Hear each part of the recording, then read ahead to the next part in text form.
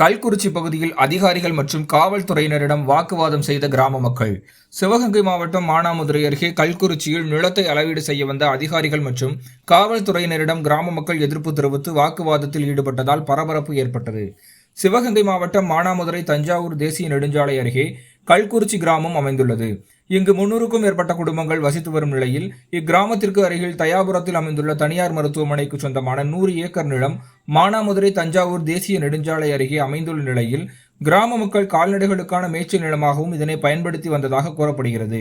இந்த நிலத்தின் ஒரு பகுதியை மட்டும் தயாபுரத்தில் அமைந்துள்ள தனியார் மருத்துவமனைக்கு கிராமத்தினர் குறைந்த கட்டணத்தில் மருத்துவ வசதிகளை வழங்கியதால் மருத்துவமனை பயன்பாட்டிற்கு வழங்கியதாக கிராம மக்கள் தரப்பில் கூறப்படுகிறது. ஆனால் மருத்துவமனை நிர்வாகத்தினர் 100 ஏக்கர் நிலத்தையும் பிளாட் போட்டு விற்பனை செய்துள்ளதாகவும் கூறப்படுகிறது.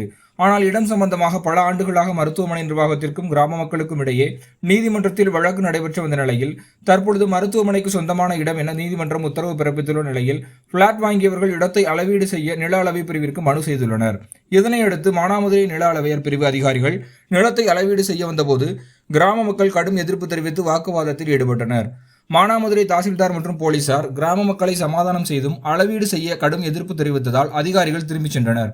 இதனால் இன்று மாலை சரியாக 4 மணி அளவில் அப்பகுதியில் பரபரப்பு ஏற்பட்டது.